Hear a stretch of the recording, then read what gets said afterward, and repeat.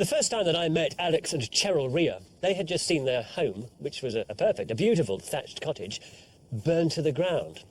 But instead of walking away from it, they decided to rebuild that house. Their tale was one of, well, mounting debt, financial ruin, despair, but also of hope. And now, 18 months after they've moved back in, I've come to see them to find out whether they've also found happiness.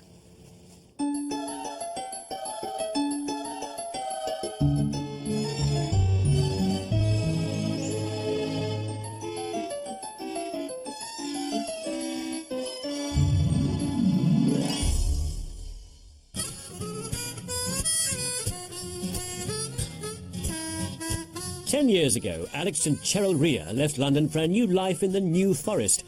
They bought a run-down medieval thatched cottage and lovingly brought it back to life. It was like we were living a dream.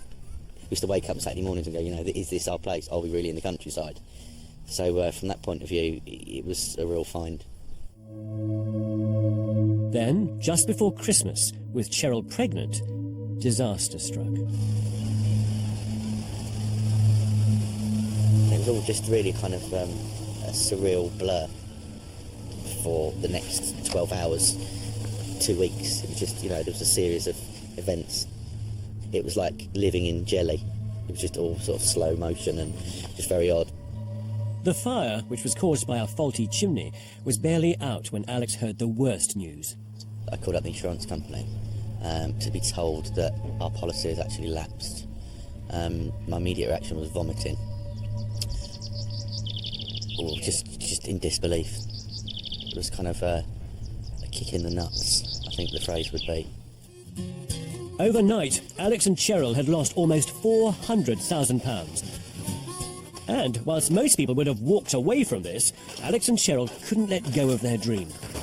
9 months after the fire, they've decided to start all over again and rebuild the cottage. Bigger and better than before. Morning. Morning. Hello. How you doing? How do I get in? Round this way. All right.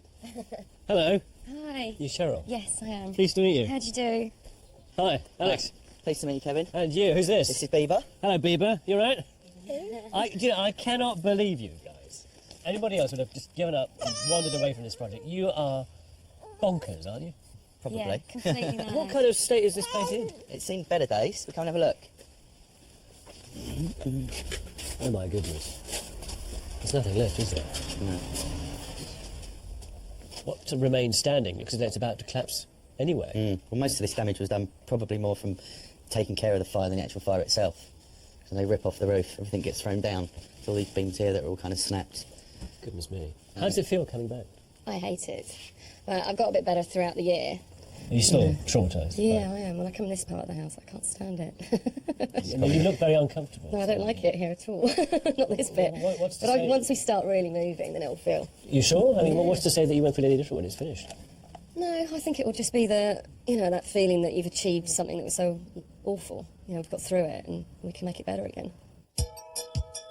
Alex and Cheryl aren't just planning to restore the cottage.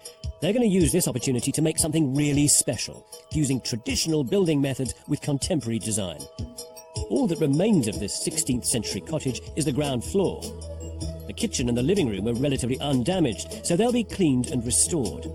However, the other half of the ground floor was severely burned, so here the damaged walls will be demolished. And the whole space opened up to create a large, light and open dining area with a new central staircase. The top half of the cottage will be entirely rebuilt, giving Alex and Cheryl the chance to transform it. A new green oak frame will be constructed on top of the existing brickwork to make the first floor. 2 brand new oak frame extensions will almost double the size of the old cottage. At the front, the traditional cottage dormer windows will be restored. But the back will be a revelation. Here, the oak frame will be filled in with large plate glass windows, giving a contemporary twist to a traditional style. By adding so much glass and leaving the oak frame exposed to ridge height, Alex and Cheryl will create a very light and modern home. Upstairs, there'll be 3 bedrooms, 3 bathrooms, a study, and a large master suite with wet room. Despite the fire, Alex and Cheryl have decided to restore the thatched roof over the main part of the house.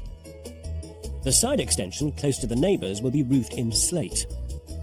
Alex and Cheryl have given themselves a year to bring this house back to life, and they're hoping to borrow the entire build cost of £200,000.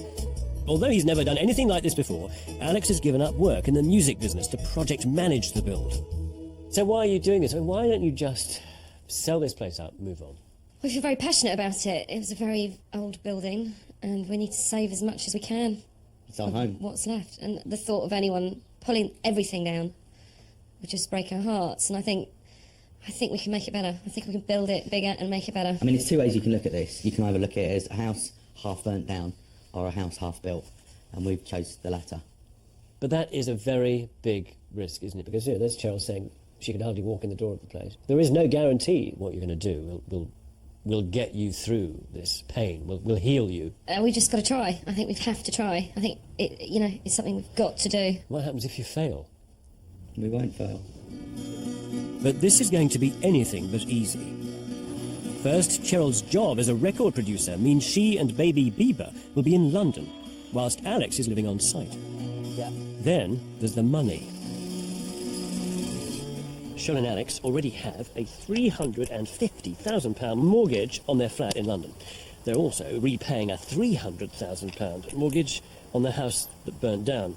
And because they didn't have any insurance policy at the time, they're going to have to take out another mortgage of £200,000 to finance the rebuild, making a total of £850,000 in borrowings.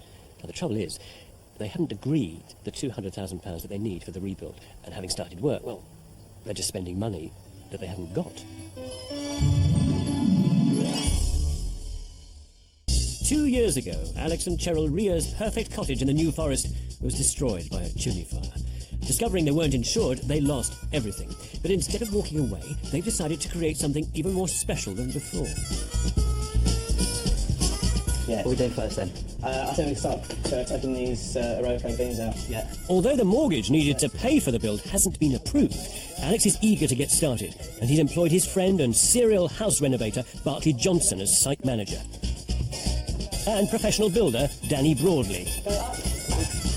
Again. The only money coming in is from Cheryl's job in London. What I don't understand is, why doesn't Alex stop working here, go and get a proper job in London, earn some decent money, and then pay a labourer down here? It's far more financially efficient to do that. I think he feels happier being here, being part of it. Yeah. It's that whole process of, I'm building my home for my family and I will be here. The caveman thing. The caveman thing, yeah, but, I mean, absolutely. are you happy about that arrangement? Because it puts a great deal of pressure on you. You are taking on a lot personally yourself. Well, I don't know. I mean, I just cannot wait to be able to stand up and look at it and go, we did this, we got through it, we did it, and we built it ourselves. Although there's still no sign of the new mortgage, Alex continues to spend money on the build, getting Barclay and Danny to measure up for the timber frame. This will sit on top of the existing brickwork to form the first floor. Yeah, go on now. Normally, the timber frame company would take these critical measurements themselves, but to save money, Alex is gambling on Barclay getting them right. Because the walls aren't straight, and they are leaning out, and all sorts of other idiosyncrasies. So somebody has to go around and measure them all accurately so that the frames can produce a frame which identically matches the idiosyncrasies of this building.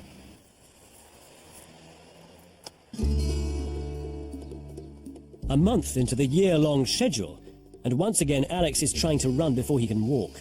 He's already agreed to pay the timber company £45,000 to make the new oak frame, when he gets some very bad news. We thought we had all the finance in place. We found out that the mortgage company were pulling out for various reasons. Unfortunately, it's left us, well, particularly me, very stressed because we committed to a lot of the big cost on the build, particularly the frame, which makes up about a quarter of the overall build. Without the loan, Alex and Cheryl are in trouble. They have to find £200,000 to pay for the build, or risk losing everything. All building work stops until Alex and Cheryl can find the money. So how do you keep going? I mean, how can you keep going with all this stress? It is quite hard, but I think something good's going to come out of it at the end, so yeah, it's exhausting. So you can still hold on to the dream? Yes, that's not what I say otherwise, is it?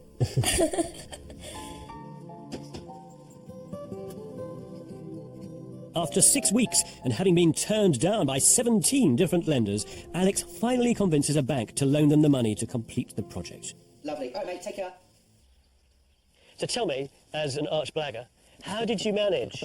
I really need to know this because not many people are capable of this. How did you manage to borrow such a vast sum of money? What's your trick? What's the secret? Well, I don't like to, I think blagging would definitely underrate my skill of persuasion. Okay, what are your skills of negotiation and persuasion? No, I think, to be honest, more than anything, it was determination. I mean, our reserve energy levels were very low, and Cheryl set to focus on work, and I tried every different avenue going until, I don't know, I remember years ago I saw this sign, you never fail until you stop. Clearly, the cash is great news, but the bank have insisted that Alex and Cheryl sell their London flat by July, taking 2 months off the schedule. Alex now just has 8 months to finish the cottage, or Cheryl and Bieber will be homeless.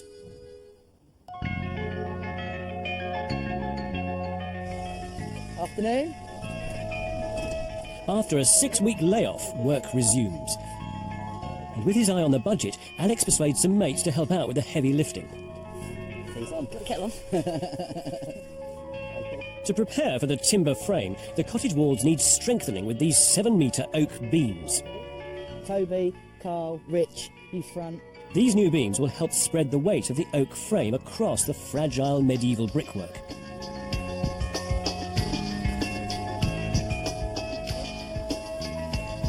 Just don't get your shoulder on it, mate. Just watch it.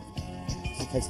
Each beam weighs more than 2 tons, but with all that macho muscle and Barclay at the helm, the team work like a medieval machine. Are you guys coming down onto this level? 1, 2, 3, lift. Back, forward. As long as you know. As long as you know.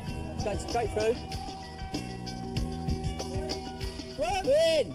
Well done, guys. Hey! Absolutely fantastic. I didn't think it was going to go in there. I thought it was going to go a bit pear-shaped. With their technique now perfected, the second beam goes in much more quickly. That's it. Guys, well done, thanks. Easy. 5 o'clock, isn't it? 5 o'clock. 5 o'clock.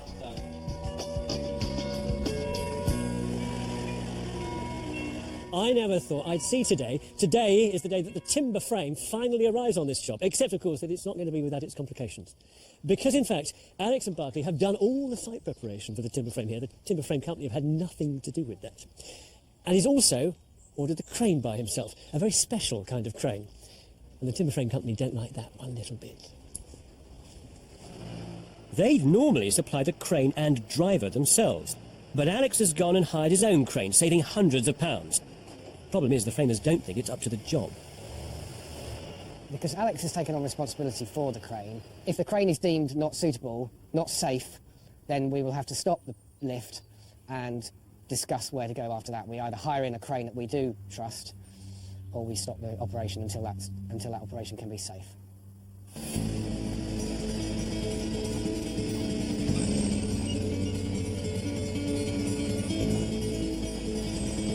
And a crane isn't the only worry.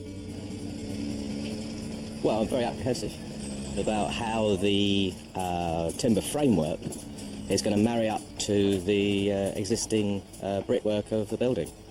I've done all the plans, measured it all up several times.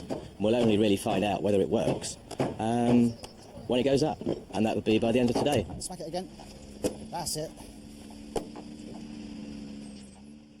Much to everyone's relief, the crane performs and everything slots into place. Well, we've got frame 1 in. Frame 2 is just gone in, just been flown in. And frame 2 is the heaviest frame. So the framers have been able to see exactly what the crane can do. And fingers crossed, I think they're happy. It's the last purlin going in. Fantastic. How do you feel? Brilliant. Finally see shape to a home. It's an incredible amount of work for one day, I think, isn't it? It is. To put all this in. It's gone from being basically a shabby, nasty wreck, and it's turned into a building with extraordinary character. And I can see the rooms now as well. You know, I can see where that ensuite's going to go, that bedroom's going to go, and it's actually bigger than I thought.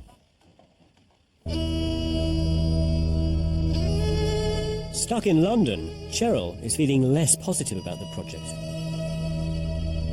So how does it work, dividing up the time machine up here in London and down there in Hampshire? I feel a bit alienated at the moment. Do you? Yes, because I haven't been able to spend any time there. But I think once the roof goes on, then, you know, there'll be more involvement. I will have to be.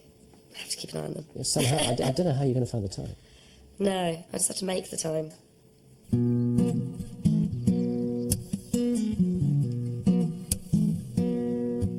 Whilst Cheryl juggles her job and Bieber, Alex is flat out on the build, wrestling with the chimney that caused the fire.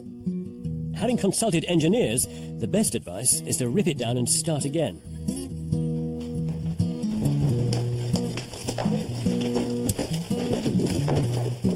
Yeah, it's very kind of cleansing process insofar as you know, because obviously you can see all the black and the tar and the soot build up in there, which is obviously the common causes of fire. So to get rid of that, it's kind of like cleaning out all the old sort of dangerous stuff and putting in a new system. It's refreshing, really. The new chimney will make the house safer, but it's more money and more time.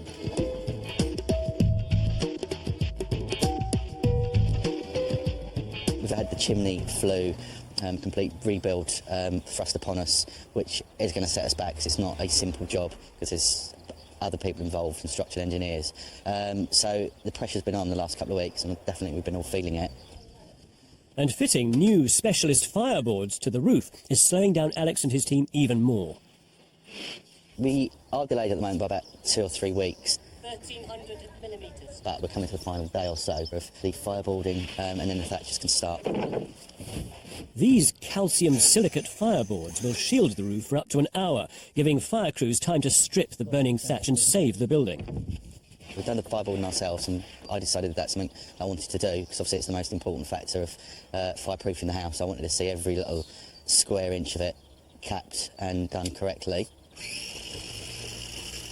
Fitting the boards puts all Alex's management skills to the test. Not yet. When you've burnt some wood, we need a round of teas, OK?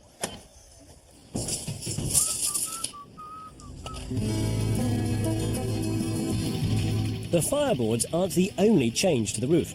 In Alex's part of the New Forest, traditional thatch is made from wheat straw. But Alex wants to use water reed from Norfolk. He's keen to support a small group of reed cutters using one of the last reed beds in England.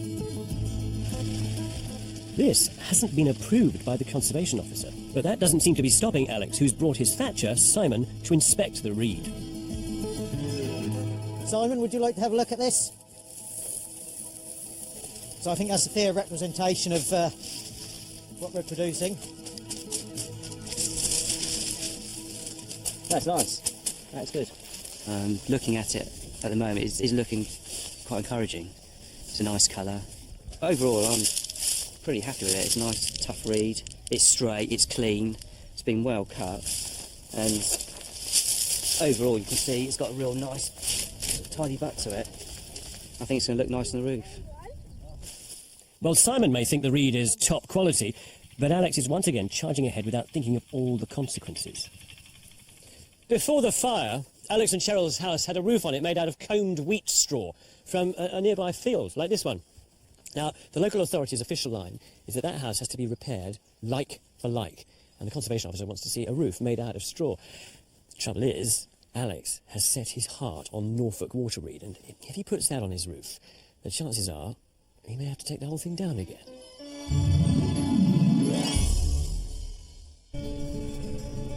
6 months into the build, the reed for Alex and Cheryl's thatched roof has arrived from Norfolk. Excellent. And it's the size of Norfolk. Would you inside send it back? Yeah, send it all back. No, it's good. They've been hard at work, haven't they? There's so much of it. Massive. Yeah. It'll take Simon and his team of thatchers 8 weeks to lay the 2,500 bundles of reed on the roof. Well, the thatcher's arrived finally, and it's huge. I think it's pretty significant insofar as, with the fire, obviously, and it burning down the thatch, how confident now I sort of feel with what we're doing and putting the thatch back on. It's not, you know, I always thought this moment I might feel a bit kind of nervous and made the wrong decision, should have insisted on using slate, but no, it's beautiful and I love it. Alex might love it, but he still doesn't have permission to use it on his roof. After just 5 days of thatching, the intricate detailing around the front windows is taking shape. Look at this. Horizontal thatch there. Thatch here, perpendicular to the window. 45 degrees here, 30 degrees there. A beautiful shape here and a lovely moulded curve at the bottom. Now, that is only obtainable with the very finest reed and also the very finest craftsmanship. And none of this has been cut. This has actually been pressed, tapped into place. And it hasn't even had its final little shave yet. Simon, the thatcher, is using techniques that have hardly changed in hundreds of years.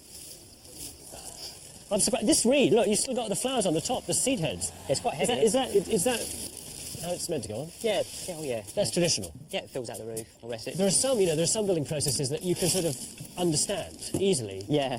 This is not one of them. No. Little bits and tools and lots of things going on at the same time. Yeah, there's more involved than people think. They just think we'd, be here for a couple of weeks. Yeah. And that's it. And we'll be on jobs for 8-9 weeks. So you can let me have a go. Yeah, go on. I'm going to create for you the one point in the roof Here we that go. leaks. I'll hold the reed for you first. Yeah, thanks very much. 'Cause I've already...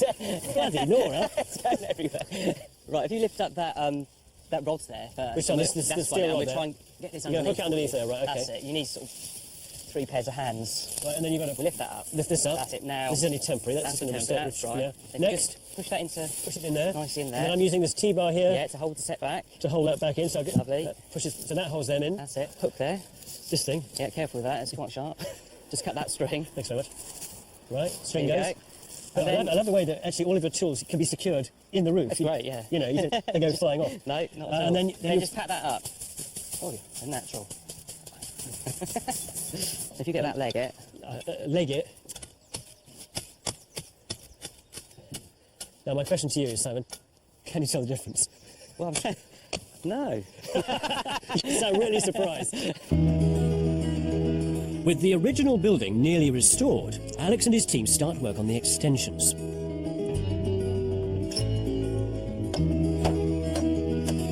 Here's the frame.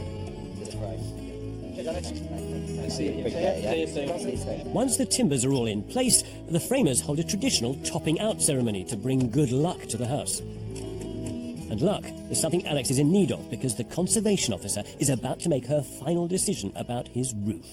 This area of the New Forest is an area where wheat straw is the predominant thatching material.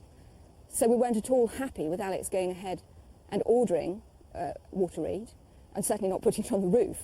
Not happy at all. But when we established that actually he's supporting an industry that's in severe decline because of the importation of foreign reed, we actually felt that we could overlook it in this case, and we're certainly not going to ask him to strip it off the roof. Well, arch-blagger Alex has got away with it. In many ways, the fire has allowed Alex and Cheryl to not only rebuild, but also redesign parts of this project, like the large rear windows. They can also reinvent their family life that Alex enjoys all too rarely in Hampshire. Now, I'm trying to think, Cheryl, the last time I saw you with Alex was when I first met you. And ever since, I've seen you in London by yourself, So how do you manage to move the build on then between you? I constantly update Cheryl. We send anything from picture, messages to, and then email her photographs, and then we try to sit down with plans at the weekends. I mean, does that work? Doing everything by email? It is starting to make sense, and now we've got to sit down with the plumbers and electricians, and I'm sure things will change again slightly, but I'll come down more often now. I have to, because it's getting to those last Well, few exactly. months. Lots and lots of decisions. Tons. Yeah. So what was it like when you last saw it indoors? Well, it's cleared out. All the rooms are cleared now, which is fantastic to be able to see the shape. So you can see the space. The original configuration of this, though, was very different, wasn't it? I mean, much more dense, much more pokey, and lower ceiling. That was a typical rough cottage, really. Yeah. What do you use this for, this room? Well, it's been a big all-way open-plan dining room, yeah. And then it follows through to the kitchen and the living space. Yeah. Living It's all room. linked. So you're able to circulate around the whole of the ground floor? Yeah. Without hitting your head? Yeah, we'd have like a little chariots of fire race around there. Of course, when we first met here, you said you were really uncomfortable about this building. You didn't enjoy coming back to it. Yeah, it was very frightening. I really just felt quite sick, obviously. How do you know about it? I'm really excited now. It's fantastic. It's so different upstairs. It's amazing up there now. Well, I think upstairs is kind of... It's phenomenal now, yeah. I mean, downstairs is a success, and it's certainly more usable than it was, but this is where it really takes off, isn't it? I think upstairs is like a medieval hall, They've done all this oak work. Don't you like it? I love You it. must. I I'm in love with it. I mean, I mean, to have all this on display, to have cheated this extra headroom, I think it's a huge success. Then you've got that gable through there, haven't you? And beyond that, the space over the garage. Yeah. So It's huge. It's huge, though. just live up here, frankly. Timber frame, I think, is a fabulous success. I think it's testament to how well this design has worked, you know? However, this thing, I do not understand. That old brick flue you had sort of meandered its way through the building. Yeah, you know? it's really crooked as well. It looks great at the top now, it looks great downstairs when you rebuild it. This is crap. It won't be when we finish it. What are you going to do to it? What are you We need to make a feature of it because it's obviously the reason why the house burned down in the first place. Yeah. So what we're going to do is Alex is covering it with boards, and then we're going to find some fantastic tiles and make a feature out of it without it being too obnoxious. I mean, like a sort of like one of those kind of great big Swedish glazed chimneys. Yeah, that would be a lovely idea. That would be, no, I like that idea. So it'll be covered in tiles. Yeah. Yeah. Oh no, that's. Yeah. And I then mean, we'll I have like a it. fireplace in here in this bedroom, and then obviously the huge fireplace downstairs. So I'm relieved the whole thing's come down there. Because it might have come down by itself anyway. Well, I just the thought of it happening again. Yeah. Terrifying. So I'm actually really, really relieved that we've got a brand new chimney. The chimney is now safe, although the extra work means that the July deadline is approaching fast. You're slightly behind schedule now, aren't you? By about what, 3 weeks? A month? Yeah, but there's a few tasks that we're going to sub out to pick up the speed, Right. like the drywalling, and the guys are going to do it in a week where it would have took us 4. But you can't bring this in on time at the expense of going hugely over budget, can you? No, but there's a balance. It's where you pay the money. Do you pay it up front now, or do we pay it in interest afterwards? So when are you due to finish? End of August. And how far over budget will you go in order to achieve that? Well, the budget will be over about £33,500 overall, but that's not dependent on picking up that time. We made that decision in February to give ourselves that So cushion. are the bank happy about that? Yes, absolutely. They've lent you that extra? Yes, For yes. many people, £33,500 would be a lot of money to It borrow. is a lot of money. Most of that money is going towards additional labour to help meet the August deadline. With the first fix well underway, the final plans for each room have to be signed off. And then the layout on that wet room. This one in the corner? Yeah, we've still got issues with that because we've got the old double sink issue again, I'm afraid. I thought we'd... No, we'd solved that, but the boss, Cheryl, our client, wants to find a way to work it She wants 2 sinks in here. somehow. So who told her it's not a TARDIS? I have told it's not a TARDIS. Barclay and Danny clearly have to spend several days trying different sinks out to please their client, while the roofers get on with some real work. Alex and Cheryl have gone for Welsh slate. It's an expensive option, but they're keen to make sure their additions do justice to the old cottage.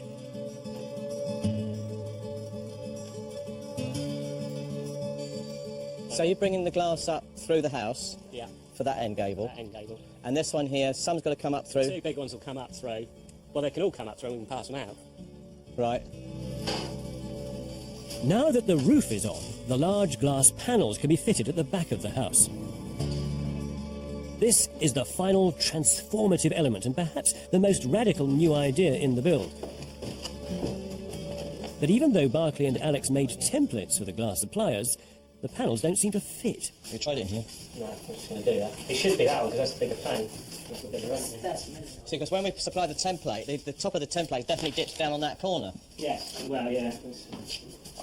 The problem we're having with these is the 2 pieces of glass, when they are joined together with this strip of mastic, they've been stacked on an angle so that one piece has shifted against the other.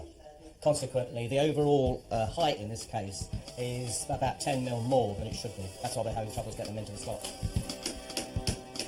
With a bit of nipping and tucking, the glass panels eventually slot into place.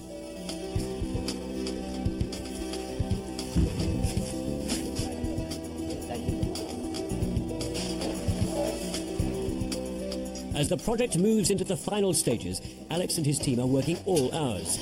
The deadline passes, but the end is near, and he really looks like he's suffered for it. Coming to it, and I feel absolutely knackered. It feels like a battle, to be honest, with the kind of just constantly on the budgets and trying to move things along and making those off-the-cuff decisions. So I'm pretty knackered.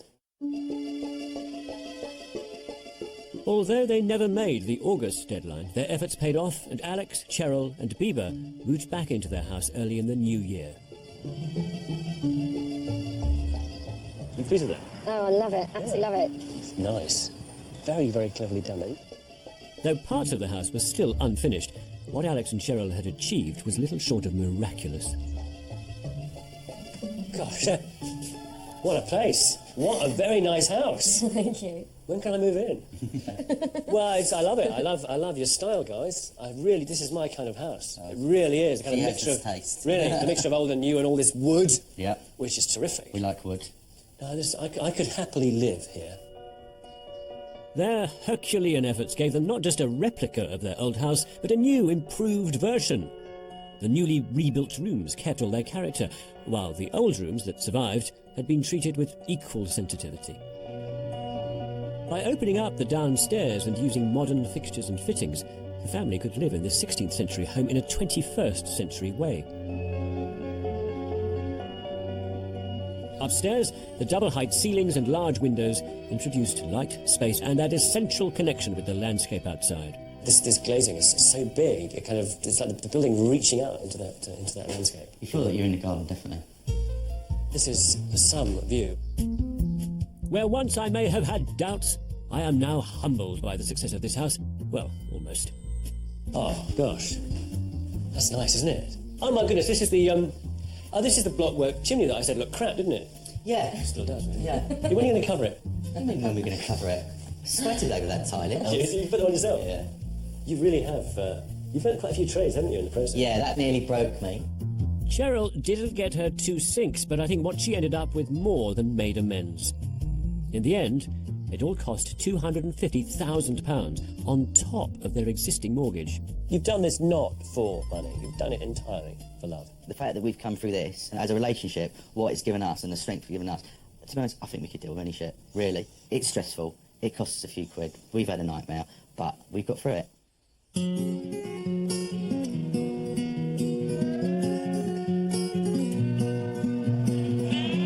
Now, 18 months later, I'm back to see if living in the house has really given them the rewards they fought so hard for.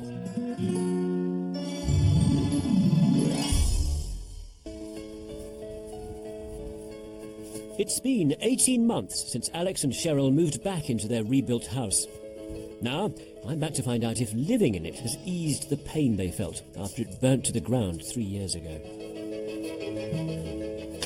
Well, hello. Hello. Hello, how are you? Good, yeah, I'm really good. How are you? Mm. Yeah? Lovely Good to see you. Yeah. Good Alex, to see you. yeah, and you? Are you well? Yes, thank you. You both look very well. Thank you. You both look Feel a bit better. rested and yeah, happy and smiling. And how's the place generally? Is it? Fantastic, yeah. Wanna have a look? Yeah, shows round. The house offers as warm a welcome as it ever did. The 3-year journey from burnt-out wreck to glorious country home has been a period of staggering transformation. Outside, the woodwork and the thatch have mellowed to reflect what was once there. The garden's been landscaped to include an organic vegetable plot and a curious domed greenhouse. It's lovely. Tiny little bit of hair. Very pretty. Garden galore. With ducks, that's very picturesque. And the extension, which I'd always known as a garage, now looks to be complete. But the biggest transformation of all is Alex and Cheryl's lives. They've ditched their hectic London jobs in the music industry for a far more peaceful existence. This is my new business. What's that then? Are you doing It's a holiday rental, luxury holiday rental. And this is you? Yes. Well, we realised that we didn't use that part of the house. We didn't need this. There's only 3 of us, and we needed, to do something to obviously bring in an income. And what do you do? I project manage. Other projects? So you're working on other building Yeah, projects? the one I've got at the moment is So actually a burnt down thatched cottage. So, curiously enough. So there are 2 incomes coming into the house. Yes. To feed a mortgage of how much? Let's not talk about that. How much? No. What do you owe? more than 500.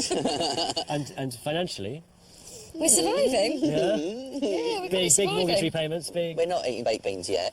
The extension has taken the budget to £300,000. They're now £500,000 in the red, but hope that running the annex at a B&B will help ease the strain. So this is interesting. You come through into what was the garage, and it's now, a flat. It's quite transformed, isn't it? It's quite something now. That's quite really very clever. This is idiosyncratic. I just fit through that doorway. Whose idea was that? Mine. Right. You're shorter than me, that's why. So have you put this project together then? It was a little... Yeah, I had all the furnishings and interiors and stuff. But, you know, Alex is an inspiration when it comes to actually helping with the design. Yeah, and it's come together really nicely, actually.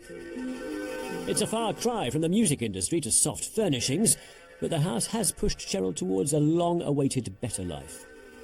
I can only just get through here sober, you know. I don't know what I'd do if I'd been drinking. Is that your dirty feet, then? No, that's not my dirty feet. Get lost.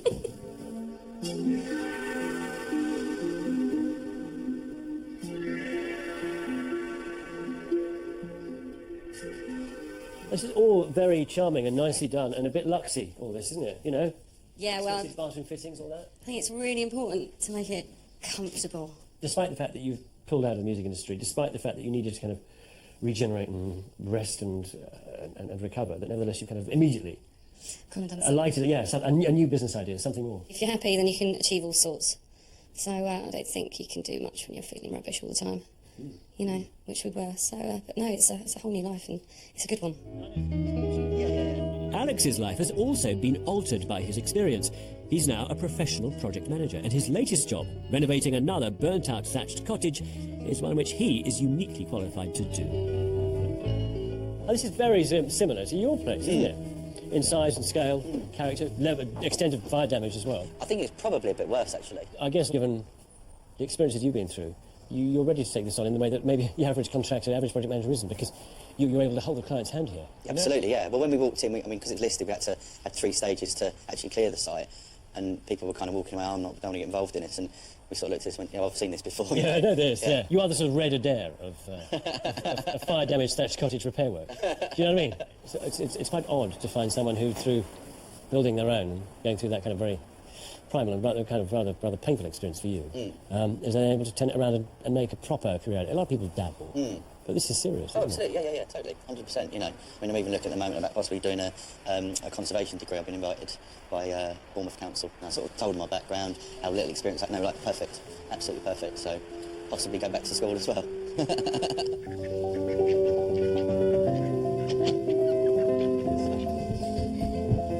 It's rare to find a project that influences lives in so many different ways.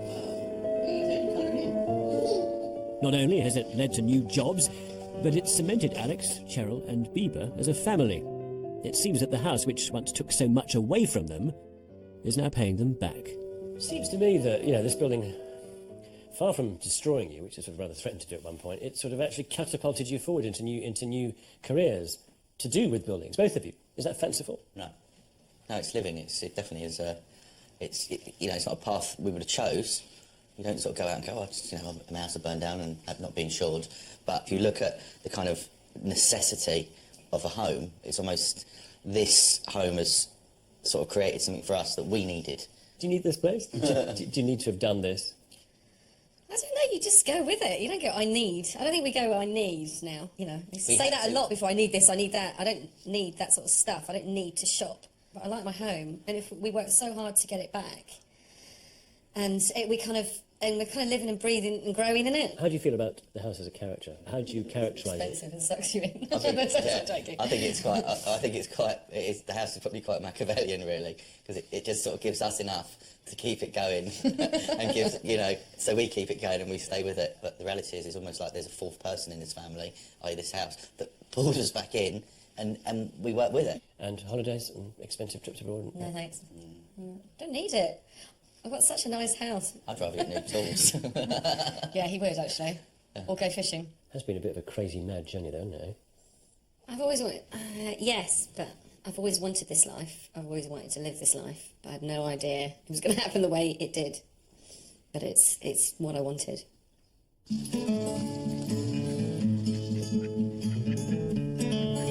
You can see buildings, can't you, as having a very, very powerful effects on human beings. You could see this building almost in supernatural terms as having had a malevolent force in its history on Alex and Cheryl's futures, their destinies. But that's rubbish, because actually what buildings are is that they are the embodiment of human energy, not supernatural energy. And the positive effect this has had on Alex and Cheryl's life is purely the result of the energy and the effort they have put into it. In the end, they've engineered their own futures. They have made their new lives, not this place.